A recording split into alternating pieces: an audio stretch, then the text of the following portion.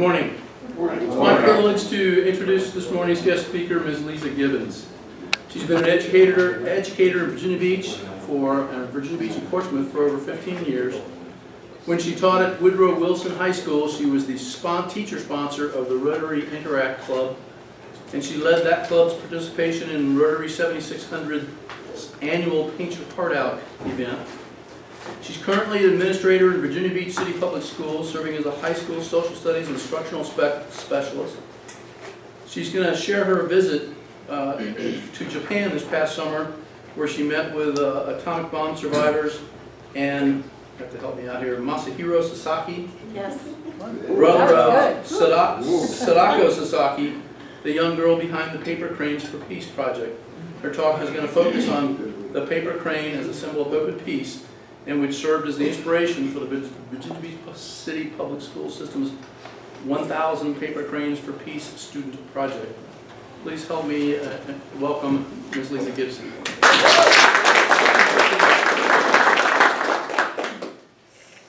Well, thank you very much.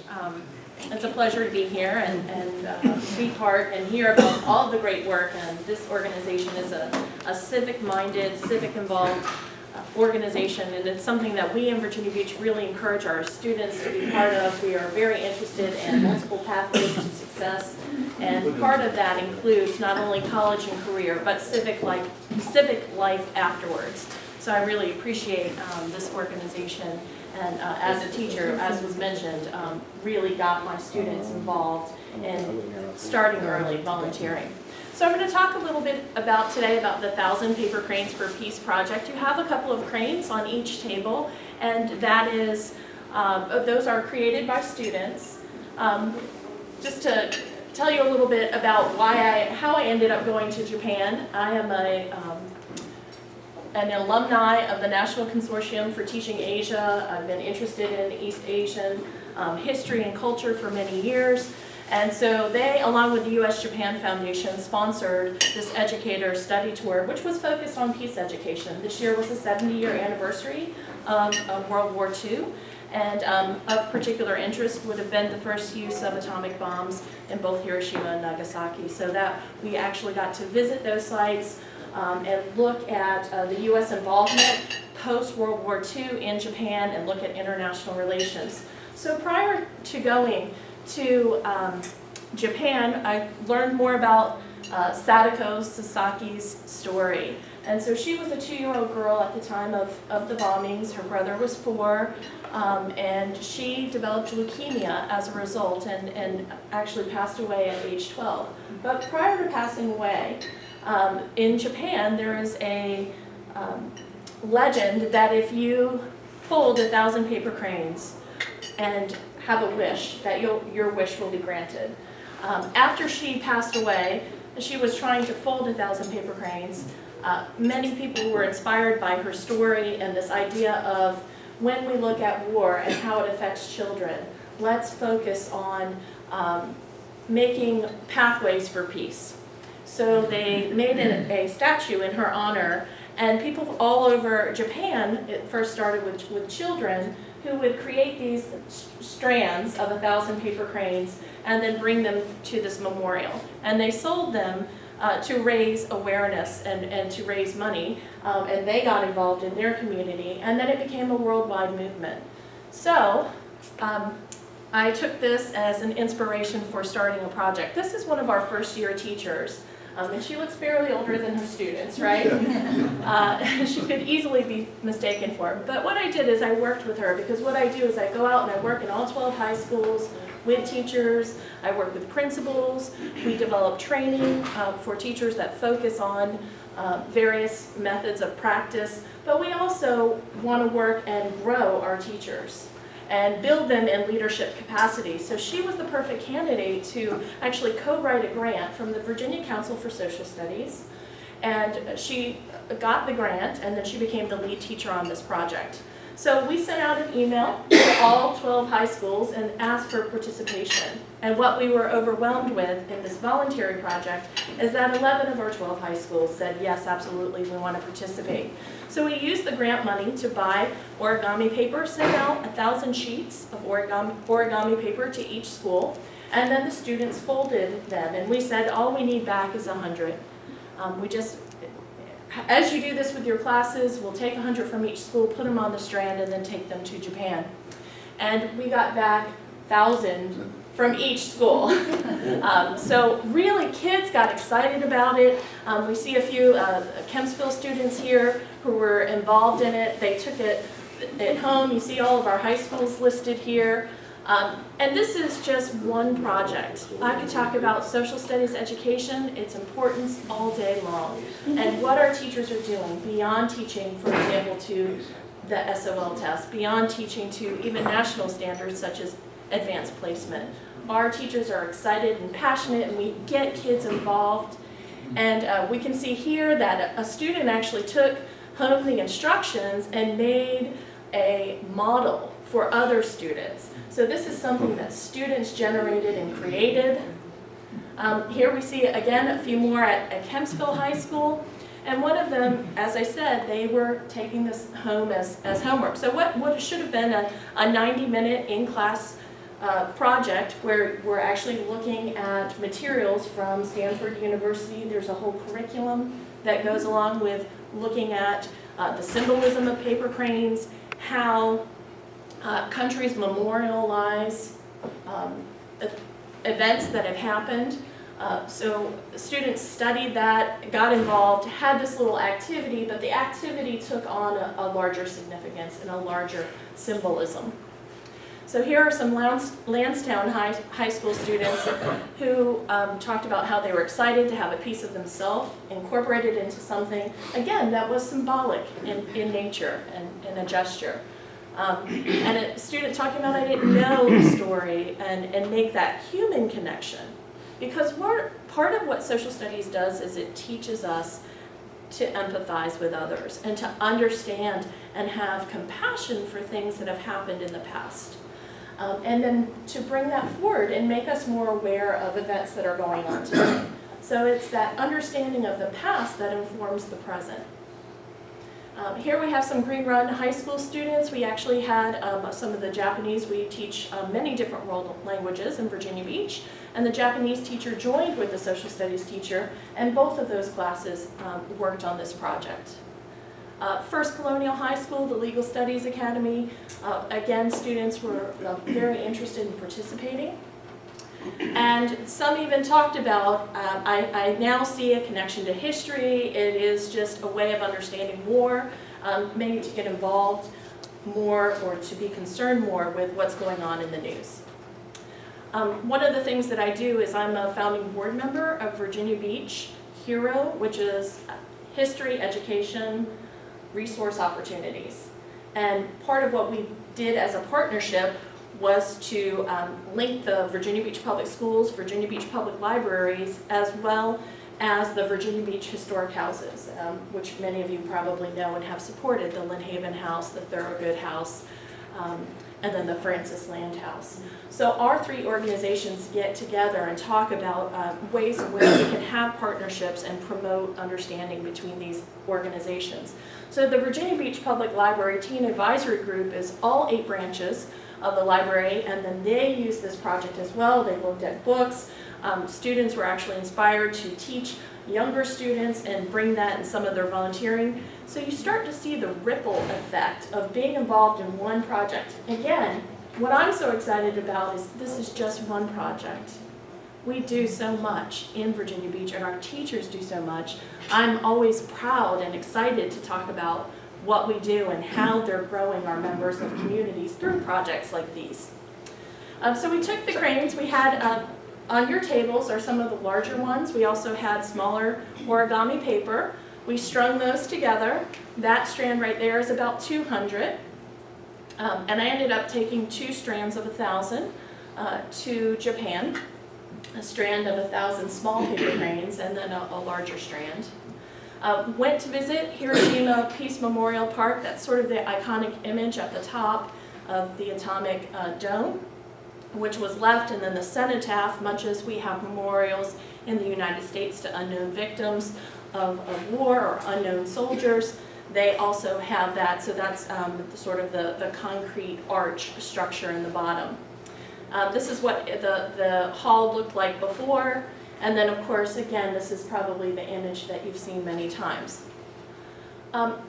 When I actually went to the statue with part of the teacher or educator group, that was one of the strands, and then they actually have structures where you donate, you fill out a donor card, and a letter is sent of thanks on behalf of the Japanese government. We had students meet us and give us a tour, and just like our students, they were very knowledgeable, took us around, explained what their programming and education about World War II history is, and the taking of responsibility for their actions, for example, at Pearl Harbor, for their actions with a lot of aggression in East Asia. So there's a very honest looking at their role in history and their instigation of the Pacific War. And it's very good to have that balance. We got to know our student tour guides. They actually took us to lunch, and they're very independent, so Did they you had have students with you on this trip? no, so No, this I was didn't just think so, yeah. teachers, but these are the Japanese students. And then also I gave them each a book about Virginia and our great history, because we have so much history here, and then worked with them. And then we made cranes as a sign of peace and understanding, so that exchange. So I was able to bring our students' cranes to them. They were able to share their understanding and their history, because we know that different countries have different perspectives.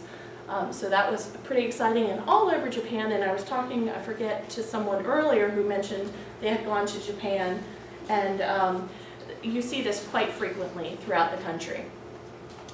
This is actually Sadako's brother, Masahiro Sasaki. We got to meet him. He's been a peace activist. He's wearing one of the strands that our students made, an extra strand that I brought along. He has worked in the last couple of years with President Truman's grandson. So President Truman, who's responsible or made the decision to use the atomic weapons during World War II, his grandson actually came home one day and had read the book about Sadako in his class and started making paper cranes. And he asked his father, well, you know, what can you tell me about this? And he was really sort of unaware of his great-grandfather's connection to World War II. So then Clifton Truman Daniel has been speaking about his experience and about meeting Masahiro Sasaki. And in New Orleans in November, both gentlemen will be speaking together for the first time in the U.S. and talking about, this is what happened 70 years ago. And every time someone says no more Hiroshimas or no more Nagasaki's, someone else says no more Pearl Harbors. And both of those points of view are correct. We need to move beyond that 70 years later and figure out what it is. We've established great relations between the countries. We have good economic ties. What can we learn from that history, and how can we move forward? So their partnership, and Clifton Truman Daniel has gone and spoken in Japan, but now coming to the U.S. and bringing that message and working together. So this is something that we want our students to see. We want to embrace that as part of our curriculum, to see that there's an ongoing dialogue with history. And so it's really exciting. So I got to meet Masahiro. I'll also be presenting at this national conference as well. And then just to recap, for over 60 years, students from around the world have made cranes as signs of peace. Our students got involved. Please take a paper crane, and I have extra ones for you. I think I have, is it 5 minutes or 3 minutes? 5 minutes for questions. So if anybody would like to ask a question. Being a student of World War II, I read a lot about General MacArthur, and what you just talked about is he laid the groundwork for that. And the Japanese people immediately forgave us, and we had to come to terms with them. And I think in the last 30, 40 years, the veterans have gotten back together, and everybody shook hands, and we've done unlike on the other side, the Germans was, they still adverse to sharing their history with their people. I have great respect for General Douglas MacArthur, as you mentioned, and my presentation is actually looking at Douglas MacArthur's contributions in post-World War II history. I promise I didn't pay him to make that comment. But that is exactly what I'm speaking about. But she will. I'll give $1 to eradicate polio. Thank you. Along those lines, I've shared with a group here, I think one time before, but I took a group to Kyushu in '95, 50th anniversary. They found out I was military, and three old-timers talked to me in 3 different cities, and they answered the same question I asked, exactly the same. One had been in Manchuria, one was South Pacific, the other one had been a middle school student in Hiroshima, or near Hiroshima. He had been suffering health problems all his life. All of his relatives were dead. These 3 guys, I asked, I said, here at the 50th anniversary of the end of the war, what comes to your mind? All of them said, a great deep sense of gratitude to you. I said, I don't understand. What do you mean? He said, well, to you in America. I said, I still don't understand. He said, if we'd been defeated by any other nation in the world, we'd either be dead or destitute. But because of Reconstruction and what America did, says we're doing well, and there's a bright future for our grandchildren and great-grandchildren. Yes. It was just really neat experience. Yes. Last question. Lisa, stay right. Domo arigato, Lisa-san. I got a feeling that means you're done good. That's North Carolinian, you know. I was just going to ask if you ever do this with middle school students or elementary So students. this was the first time we did it on a large scale because I happened to be going to Japan in anticipation. But I know some of our elementary schools do it individually within schools. I know a young lady at the IB Middle Years program did it because it's also become a symbol for cancer or people with terminal illnesses. So she got others to volunteer to make cranes to string it to support her aunt who had cancer. So there's definitely in all of the schools with individual teachers, but this was a sort of a one-time project. So. Okay, brace yourselves, because I'm going to step out of what I should be doing as a president and talk to you as a Rotarian back from the conference. At our luncheon speech on Saturday, this young lady said, make your passion your purpose. And the thought occurred to me, these high school students are service-minded. The thought occurred to me, correct me if I'm wrong, Charlie, we've got 5 schools in the city of Virginia Beach that have Interact Clubs? Approximately, yes. Out of 12. This project is a marvelous project for an Interact Club.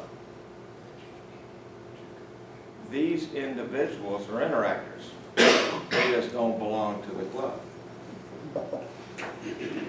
Could you work with Charlie Firestone? Put your hand up, Charlie. Put both hands up, No, Charlie. no, I know this lady. We And did this, before. to see if we could offer passion to these young people and maybe, just maybe, get some activity going in the city of Virginia Beach. I think that'd be a marvelous opportunity. Lisa, I would like to give you our small gift of gratitude for a marvelous program, and there's the 4-way test, which I suspect you already are familiar with. And you have one last duty. I'm going to hold that. Okay. You're going to pick one of these 3 numbers Oh, out of the hat. oh, okay. And if I win, I'm going to be in trouble. Okay. You figure out we don't put your tickets in. Okay, the last 3 numbers are 0, 0, 2.